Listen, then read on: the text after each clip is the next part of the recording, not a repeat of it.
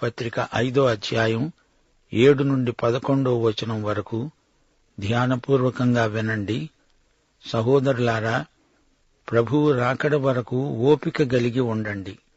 చూడండి, వ్యవసాయకుడు తొలకరి వర్షమును కడవరి వర్షమును సమకూర్చే వరకు విలువైన భూఫలము నిమిత్తము ఓపికతో కాచుకుంటూ దానికోసమై కనిపెడతాడు గదా. ప్రభువు రాక సమీపిస్తున్నది గనుక మీరును ఓపిక కలిగి ఉండండి. మీ హృదయములను స్థిరపరచుకొనండి. సహోదరులారా, మీరు తీర్పు పొందకుండు నిమిత్తము ఒకరి మీద ఒకడు సణగకండి. ఇడుగో, న్యాయాధిపతి వాకిట నిలిచి ఉన్నాడు. నా సహోదరులారా, ప్రభువు నామమున బోధించిన ప్రవక్తలను శ్రమానుభవమునకు ఓపికకు మాదిరిగా పెట్టుకొనండి. సహించిన వారిని ధన్యులు అనుకుంటున్నాము గదా. మీరు యోబు యొక్క సహనమును గూర్చి విన్నారు. ఆయన ఎంతో జాలి కనికరము గలవాడని మీరు తెలుసుకొని ఉన్నారు. శ్రోతలు వింటున్నారా? మనకు సహనము ఓపిక ఎంతో అవసరం. వ్యక్తుల ఎడల మాత్రమే కాదు, పరిస్థితుల విషయంలో సహనము సంయమనము పాటించాలి. ప్రభువు రాకడను మనస్కరించండి. ప్రభువు తీర్పరిగా రాబోతున్నాడు. యేసు రాకడకు యుగ సమాప్తికి సూచనలను గమనించండి. మెరుపు తూర్పున పుట్టి పడమటి వరకు ఏలాగు కనపడుతుందో అలాగే మనుష్య కుమారుని రాకడ ఉంటుంది. నోవహు దినాలు ఎలా ఉండినవో మనుష్య కుమారుని రాకడ అలాగే ఉంటుంది. జలప్రళయము వచ్చి అందరినీ కొట్టుకొని పోయే వరకు వారికేమీ తెలియదు. అలాగే మనుష్య కుమారుని రాకడ ఉంటుంది. 1-2 తెస్సలోని పత్రికల్లో ప్రభువు రాకడ సూటిగా తేటగా ప్రకటించాడు పౌలు. తెస్సలోని విశ్వాసులారా, మా నిరీక్షణ ఆనందము అతిశయ కిరీటము ఏది? మన ప్రభువైన యేసు యొక్క రాకడ సమయమున ఆయన ఎదుట మీరే కదా. మన ప్రభువైన యేసు తన పరిశుద్ధులందరితో వచ్చినప్పుడు మన తండ్రి అయిన దేవుని ఎదుట మీ హృదయాలను పరిశుద్ధత విషయమై అనింద్యమైనవిగా ఆయన స్థిరపరచుటకై మేము మీ ఎడల ఏలాగు ప్రేమలో అభివృద్ధి పొంది వర్ధిల్లుతున్నామో అలాగే మీరు ఒకని ఎడల ఒకడు మనుష్యులందరి ఎడల ప్రేమలో అభివృద్ధి పొంది వర్ధిల్లునట్లు ప్రభువు దయచేయునుగాక. 2 పేతురు 1:16 వచనం. యేసుక్రీస్తు యొక్క శక్తిని, ఆయన రాకడను, ఆయన మహాత్మ్యమును మేము కన్నులార చూచి మీకు తెలిపాము. మరో సందర్భంలో పేతురన్నాడు, దేవుని దినపు రాకడ కొరకై కనిపెడుతూ దానిని ఆశతో అపేక్షిస్తూ మీరు పరిశుద్ధమైన ప్రవర్తనతో భక్తితో ఎంతో జాగ్రత్త గలవారై ఉండాలి. 1 యోహాను 2:28 వచనం. చిన్నపిల్లలారా, ఆయన అనగా యేసుక్రీస్తు ప్రత్యక్షమగునప్పుడు ఆయన రాకడయందు మనము ఆయన ఎదుట సిగ్గుపడక ధైర్యము కలిగి ఉండునట్లు మీరాయన యందు నిలిచి ఉండండి. తొలకరి వర్షం ఎండి బీటలు వారిన భూమిని తడుపుతుంది, పదును చేస్తుంది. విత్తనాలు వేయడానికి భూమిని సిద్ధం చేస్తుంది. కడవరి వర్షం పంట సమయంలో ప్రోత్సాహకంగా తేలికగా కురుస్తుంది, అందరికీ ఆనందం కలిగిస్తుంది. కర్షకుడు మంచి పంట కోసం ఎదురుచూస్తాడు. అలాగే ప్రభువు రాకడ నిరీక్షణను బట్టి హృదయాలను స్థిరపరచుకోండి. ఒకరి మీద ఒకరు సణగకండి, ఒకరికొకరు తీర్పరులు కాకండి. మనందరికీ న్యాయాధిపతి అయిన ప్రభువు త్వరలో రానై ఉన్నాడు. ఆయన వాకిట నిలిచి ఉన్నాడు. మీ హృదయపు తలుపు తట్టుతున్నాడు. మునుపటి ప్రవక్తలు ప్రభువు నామమున ప్రవచించారు. వారు శ్రమానుభవానికి మనకు ఆదర్శప్రాయులు. వారి సహనశీలం ఎంతో గొప్పది, అనుకరించదగినది. ఆయన అంటే యేసుక్రీస్తు ఎంతో జాలి కనికరము గలవాడని మీరు తెలుసుకొని ఉన్నారు. శ్రోతలు, యాకోబు సందేశం ఇప్పుడు విశ్వాసులను ఉద్దేశించింది. సోదరులారా, ప్రభువు వచ్చే వరకు ఓర్పు కలిగి ఉండండి. రైతు తొలకరి వాన కడవరి వాన వచ్చే వరకు విలువైన ఫలసాయం కొరకు ఓర్పుతో ఎదురుచూస్తూ ఉంటాడు. ప్రభువు రాకడ సమీపంగా ఉంది. గనుక మీరు కూడా ఓర్పు కలిగి ఉండండి.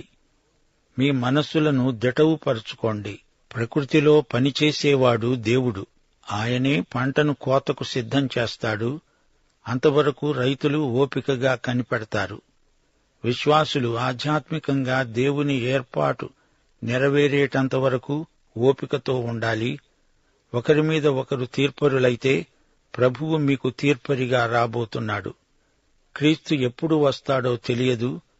కొత్త నిబంధన రచయితలు కొన్నిసార్లు ప్రభువు తమ జీవిత కాలంలోనే వస్తాడేమో అనే ఆశాభావాన్ని వెలిబుచ్చారు. ఇతరులకు తీర్పు తీర్చడం మన పని కాదు, మనకందరికీ ప్రభువే తీర్పరి. యేసు ప్రభువు ఈసారి వచ్చేది తీర్పు తీర్చడానికే. గత కాలంలో సేవ చేసిన ప్రవక్తలు గొప్ప సహనం చూపారు. వారు ధన్యులు. వారే మన ఆదర్శం. యెషయా, యిర్మీయా, యెహెజ్కేలు, హోషేయ, ఆమోసు ప్రవక్తల సహనం మనకు మంచి వరవడి. వారి బాధలు వారి సహనాన్ని పాడు చేయలేదు, పైగా వృద్ధి చేశాయి. దేవుడు జాలి కనికరము గలవాడు.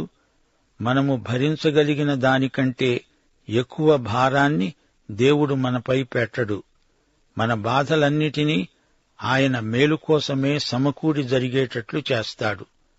క్రైస్తవ విశ్వాసులకు సహనశీలం ఎందుకు అవసరం? దీనికి సృష్టిలో నుండి ఒక ఉదాహరణ. వ్యవసాయదారుణ్ణి చూడండి. పంట కోసం ఆశాభావంతో ఎదురుచూస్తాడు. అతని సహనం ఎంతైనా ప్రశంసాపాత్రమైనది. యేసు రెండో రాకడ కోసమై మనము నిరీక్షణతో, సహనంతో ఎదురుచూడాలి. అలాగే ప్రవక్తలు నిరీక్షణతో ప్రవచించారు. వాటి నెరవేర్పు విషయంలో వారెంతో సహనశీలం కనపరిచారు. ఇక యోబు సహనం. యోబు మొదటి స్థితి కంటే శోధనలను జయించిన తరువాతి స్థితి ఎంతో గొప్పది, ఎంతో ధన్యమైనది. ప్రభువు రాకడ నిరీక్షణ మనకు ఎంతో సహనం కలిగిస్తుంది. యేసు రాకడ అంటే చాలా మందికి తీర్పే జ్ఞాపకమొస్తుంది. విశ్వాసులకైతే యేసు రెండో రాకడ గొప్ప ఆదరణ. ప్రభువు ఏమన్నాడు? ఈ సంగతులు జరుగుతున్నప్పుడు కన్నులు పైకెత్తి చూడండి, మీ విమోచన అతి సమీపంగా ఉందని గుర్తించి ఆనందించండి. యేసు రాకడ భావనకు నీ స్పందన ఎలా ఉంది ప్రియ శ్రోత? యేసు రాకడను బట్టి మనం శ్రమలను కూడా సంతోషంగా భరించగలం. దీర్ఘశాంతం ఆత్మ ఫలాలలో ఒకటి. ధనికులు కొందరు యూద క్రైస్తవ విశ్వాసులను ఎంతగానో బాధపెట్టారు. నీతిమంతులు తమ ప్రభువులాగే హింసలు పొందుతున్నా ఎదురాడరు. సాత్వికం, దీనమనస్సు వీరు ప్రభువు వద్ద నేర్చుకున్నారు. యేసు రాకడ విశ్వాసులకు శాశ్వత విముక్తి. దేవుని యందు కనిపెట్టాలి, తొందరపడకూడదు. దేవుని పరిశుద్ధతలో సహనం ఇమిడి ఉన్నది. మన సహనంలో దేవుని చిత్తం జయిస్తుంది. యుగ సమాప్తి యందు యేసు రాకడ మనకున్న శుభప్రద నిరీక్షణ. లోకంలోని దౌర్జన్యానికి, అన్యాయానికి అది ముగింపు. రాకడ నిరీక్షణ యందే మన హృదయాలు స్థిరమవుతాయి. రైతు తొలకరి వాన కోసం ఎంతగా కనిపెడతాడో చూడండి. వాన రాగానే పొలంలో విత్తనాలు వేస్తాడు. పంట కోతకు ముందు కడవరి వర్షం మంచి వెన్నులను రూపొందిస్తుంది. సహనానికి రైతు గొప్ప బహుమానం పొందుతాడు. ఆ బహుమానమే గొప్ప పంట. రైతు సహనం నిరీక్షణాత్మకమైనది. అలాగే ఆధ్యాత్మికంగా మన సహనం యేసు రాకడలో గొప్ప బహుమానానికి అర్హమవుతుంది. మన శ్రమలు నీతి ఫలాలను పండిస్తాయి. సోదరీ సోదరులారా, వింటున్నారా? మనం నివసిస్తున్న ఈ లోకం ఎలాంటిది? ఇది పాపభూయిష్టమైన చెడ్డ లోకం. ఈ లోకం రాను రాను చెడిపోతుంది గాని బాగుపడదు. అయితే యేసు ప్రభువు వస్తాడు, తన రాజ్యం స్థాపిస్తాడు. బీదలు, అణగద్రొక్కబడిన వారు, ధనికుల దౌర్జన్యానికి గురి అయిన వారు విడుదల పొందుతారు. ప్రవక్తలందరూ ఇదే నిరీక్షణను ప్రకటించారు, ప్రబోధించారు. యెషయా గ్రంథం 11వ అధ్యాయం 4వ వచనం, ఆయన నీతిని బట్టి బీదలకు తీర్పు తీరుస్తాడు. భూనివాసులలో దీనులైన వారికి యథార్థముగా విమర్శ చేస్తాడు.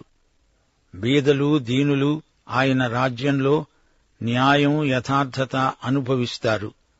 ప్రభువు రాకడ వరకు ఓపిక కలిగి ఉందాము. యేసు రాకడే సమస్త సమస్యలకు పరిష్కారం. ప్రవక్తలు ఇదే మాట అన్నారు. కొండమీది ప్రసంగంలో యేసు ప్రభు అదే వాస్తవాన్ని ప్రబోధించాడు. కొండమీది ప్రసంగం దేవుని రాజ్య ప్రణాళిక, అది దేవుని రాజ్య నీతి. మత్తయి సువార్త 6వ అధ్యాయం 19 నుండి 24వ వచనం వరకు పరిశీలించండి. భూమి మీద మీకోసం ధనం సమకూర్చుకోవద్దు. ఇక్కడ చిమ్మెట తుప్పు తినివేస్తాయి, దొంగలు కన్నం వేసి దొంగిలుతారు. పరలోకంలో ధనం సమకూర్చుకోండి. నీ ధనమెక్కడ ఉంటుందో అక్కడే నీ హృదయం ఉంటుంది. ఎవడూ 2 యజమానులకు దాసుడుగా ఉండనేరడు. అతడు ఒకణ్ణి ద్వేషించి ఒకణ్ణి ప్రేమిస్తాడు, లేదా ఒకని పక్షముగా ఉండి ఒకణ్ణి తృణీకరిస్తాడు. మీరు దేవునికి సిరికి దాసులుగా ఉండనేరరు. వ్యవసాయకుడు అనగా రైతు తొలకరి వర్షమును కడవరి వర్షమును సమకూడే వరకు విలువైన భూఫలము నిమిత్తము ఓపికతో కాచుకొని ఉంటాడు. దానికోసమే కనిపెట్టుకొని ఉంటాడు గదా. కర్షకుడు విత్తనాలు చల్లుతాడు. విత్తనం వెయ్యగానే పంట రాదు. ఓపికతో కనిపెట్టాలి. పంట వస్తుంది అనే నిరీక్షణ అతనికుంది. మనం సువార్త ప్రకటిస్తున్నామంటే విత్తనాలు వేస్తున్నాము. యుగ సమాప్తిలో పంట కోత. లూకాసువార్త 10వ అధ్యాయం 2వ వచనంలో ప్రభు అన్నాడు, కోత విస్తారముగా ఉన్నది, గాని పనివారు కొద్దిమందే. కాబట్టి కోత యజమానుణ్ణి తన కోతకు పనివారిని పంప వేడుకొనండి. యేసు ప్రభు ఈ మాట అన్నప్పుడు అది ఆ యుగానికి సమాప్తి సమయం. ఇశ్రాయేలులో నశించిన గొర్రెల వద్దకే వెళ్లమన్నాడు. గాని ఇప్పుడు ఈ యుగ సమాప్తి కాబోతోంది. ఇప్పుడు సమస్త ప్రజలకు సువార్త ప్రకటించాలి. ఈ యుగ సమాప్తి కోత సమయం. ప్రభువు ధర్మశాస్త్ర యుగం ముగించాడు. అప్పుడు కృపాయుగం ఆరంభమైంది. ఇప్పుడు కృపాయుగం ముగింపునకు రాబోతోంది. అది కోతకాలం. మనమిప్పుడు విత్తనాలు వేస్తున్నాము. ప్రతి యుగాంతంలో తీర్పు ఉంది. ప్రస్తుత యుగం ముగింపులో తీర్పు రాబోతోంది. మత్తయి సువార్త 13వ అధ్యాయం. యేసు ప్రభువు దేవదూతలను పంపి పంటను పోగు చేయిస్తాడు. విశ్వాసులు పంట కొయ్యరు, విత్తనాలు వేస్తారు. యేసు ప్రభువు గోధుమలను గురుగులను వేరుపరుస్తాడు. అయితే మనమిప్పుడు సువార్త ప్రకటిస్తున్నామంటే విత్తనాలు వేస్తున్నాము, విత్తుతున్నాము. యేసు ప్రభువుకు మనం జతపనివారము. విరివిగా విత్తనాలు వేస్తాము. ఈ రోజున మన పని విత్తనాలు వేయడం. దేవుని వాక్యం ప్రకటిస్తున్నాం, విత్తుతున్నాము. అంతకంటే గొప్ప పని మరేమున్నది? విత్తనాలు నాటుతున్నాము. కొన్ని విత్తనాలు మంచి నేలలో పడతాయి. దేవునికి స్తోత్రం. ప్రియ శ్రోతలు, విత్తనాలు బాగా వెయ్యండి. గురుగులకు జాగా లేకుండా విత్తనాలు చల్లండి. ప్రభువు రాకడ వెలుగులో జీవించండి, సేవించండి. ప్రభువు తీరా వచ్చేటప్పటికి నీవు ఎవరికైనా తీర్పు తీరుస్తూ సణుగుతూ గుణుగుతూ ఉంటావేమో. నీవా తీర్పరివి లేక ప్రభువా? ఆయన వచ్చేస్తాడు, జాగ్రత్త. ఆయన తీర్పునకు నీవు గురి కాకుండా అప్రమత్తంగా ఉండు. ముందు నీ ఇల్లు చక్కబెట్టుకో. ఆయన వచ్చేలోపుగా నీవు సిద్ధపడి ఉండాలి. ఆయన రాకడతో అన్నిటికీ కుదురుబాటు కాలం వస్తుంది. విశ్వాసులు ఈ వాస్తవాన్ని నిర్లక్ష్యం చేయకూడదు. ఈ విషయంలో మునుపటి ప్రవక్తలు మనకు మార్గదర్శకులు, ఆదర్శప్రాయులు. వారే మనకు మాదిరి. వారెన్నో శ్రమలు, హింసలు అనుభవించిన సహనశీలురు. యోబు సహనాన్ని ఒక్కసారి ఆలోచించండి. మీరు యోబు గ్రంథమంతా విన్నారు గదా. యోబు తన కష్టాలలో, కడగండ్లలో నేర్చుకున్న పాఠం సహనం. అతడు నీలాంటి నాలాంటి మనిషే. అతనికి స్వతహాగా సహనం లేదు, దేవుడు నేర్పాడు. శ్రమల బడిలో సహనం నేర్చుకున్నాడు. యోబే కాదు, మనం కూడా ప్రభువు జాలి, కనికరము గలవాడని నేర్చుకున్నాము. దేవునికి స్తోత్రం. యోబుకు ఆయన చూపిన జాలి కనికరం ఎంతో గొప్పవి. ప్రియ శ్రోతలు, యాకోబు పత్రిక 5వ అధ్యాయం 9 నుండి 11వ వచనం వరకు క్రైస్తవ సహోదరత్వంలో ఒకరి పట్ల ఒకరికి ఉండవలసిన వైఖరులను గురించి యాకోబు మాట్లాడాడు. సహోదరులారా, సణగకండి, సహించండి. శ్రమానుభవం అప్పటి ప్రవక్తల దగ్గర నేర్చుకోండి. వారు ప్రభువు నామమున బోధించిన దైవజనులు. వారి మాదిరిని అనుసరించండి. విశ్వాసులైన మీరు ఒకరి మీద ఒకరు సణుక్కుంటున్నారా? మీ కుటుంబ వాతావరణం ఎలా ఉంది? భార్యాభర్తల మధ్య ప్రేమ సంబంధం వృద్ధి అవుతోందా? మీ పిల్లలను మీరెలా పెంచుతున్నారు? తల్లిదండ్రులైన మీయందు మీ పిల్లలకు నమ్మకం ఉందా? వారు విధేయులై మిమ్ములను ప్రేమిస్తున్నారా? పరస్పర సహనం, ఓర్పు లేనిదే కుటుంబ సంబంధాలు విచ్ఛిన్నమైపోయే ప్రమాదం పొంచి ఉన్నది. జాగ్రత్త. భార్యాభర్తల మధ్య సులభంగా అపోహలు, అపార్థాలు చోటు చేసుకుంటాయి. జాగ్రత్తగా ఉండాలి. పిల్లలు కూడా పరస్పరం కలహించుకుంటూ తల్లిదండ్రులకు తలనొప్పి తెచ్చిపెడతారు. మన క్రైస్తవ సౌశీల్యానికి కుటుంబమే పరిశోధన శిబిరం. కుటుంబ జీవితంలో చిన్న చిన్న వివాదాలు చిలికి చిలికి గాలివానలై పెను తుఫానులైపోతాయి. కనిపెట్టి చూడండి. ఏమీ లేదు. హృదయంలో దేవుని కృప నిండుగా ఉంటే పరిష్కారం సునాయాసమవుతుంది. గృహసీమలో అందరూ సహృదయంతో మెలగాలి. 101వ కీర్తన 2వ వచనంలో దావీదన్నాడు, నా ఇంట యథార్థ హృదయముతో నడుచుకుంటాను. వృత్తి వ్యాపారాల్లో, జీవన వ్యవహారాలలో సంయమనం పాటించాలి. అబ్రహాము, లోతు ఎలా సమస్యను పరిష్కరించారు? ఈ విషయంలో అబ్రాహాము మనకు మంచి మాదిరి. ఆదికాండం 13వ అధ్యాయం 8వ వచనం అబ్రాము అన్నాడు, ఇదిగో లోతు, మనము బంధువులము. నాకు నీకు, నా పనివారికి నీ పనివారికి కలహం ఉండకూడదు. నీవు వేరుగా ఉండాలి. నీవు ఎడమ తట్టుకు వెడితే నేను కుడి తట్టుకు వెడతా, నీవు కుడి తట్టుకు వెడితే నేను ఎడమ తట్టుకే వెడతా. ఆ విధంగా వారు వేరుపడ్డారు. మరి సంఘాలలో పరిస్థితులు ఎలా ఉన్నాయి? ఒకరి పట్ల ఒకరికి పరస్పర సదవగాహన, సహనము లేకపోతే సహోదరుల మధ్య అపోహలు మొదలవుతాయి. వ్యక్తిత్వాల మధ్య సంఘర్షణ తారాస్థాయికి లేస్తుంది. సంఘ క్షేమాభివృద్ధికి ఓపిక, సహనం ఎంతో దోహదపడుతుంది. సహోదరులారా, మీరు తీర్పు పొందకుండునట్లు ఒకరి మీద ఒకడు సణగవద్దు. సహోదరత్వానికి అభ్యంతరం కలిగించి పాపం చేయకండి. యేసు మనందరికీ తీర్పరి. ఆయన వాకిటనే నిలిచి ఉన్నాడు. మనమంతా ప్రభువు న్యాయపీఠం ముందు లెక్క అప్పగించవలసి ఉంది. ప్రభువు మన చర్యలను, మన ఉద్దేశ్యాలను గమనిస్తున్నాడు. సహోదరులారా, పాత నిబంధన భక్తుల మాదిరిని ఒక్కసారి తలపోయండి. సహించిన వారు ధన్యులు. ఇశ్రాయేలు జాతికి ప్రవక్తలు ఎనలేని సేవ చేశారు. ప్రవక్తల ద్వారా దేవుని ఆత్మ మాట్లాడాడు.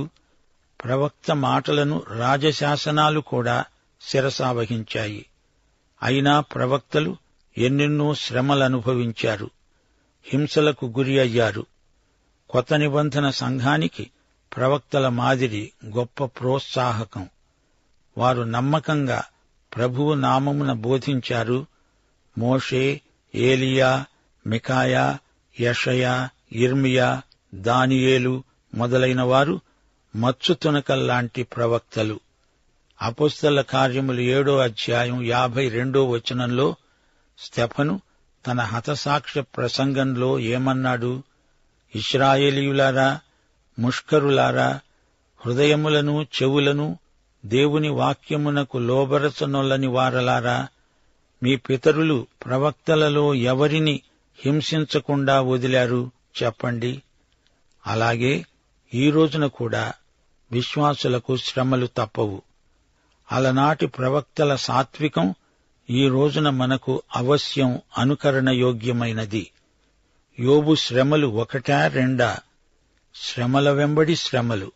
అతని ఆస్తి, కుటుంబం, ఆరోగ్యం, పేరు ప్రఖ్యాతులు అన్నీ పోయాయి. అతని స్నేహితుల సూటిపోటి మాటలు, భార్య ఈసడింపు అన్నీ ఓర్చుకున్నాడు. ఓర్పు నేర్చుకున్నాడు. యోబు గ్రంథం 42 అధ్యాయం 12 వచనం, యెహోవా యోబును మొదట ఆశీర్వదించినంతకంటే మరి అధికముగా ఆశీర్వదించాడు. పాఠం ఇంతటితో సమాప్తం.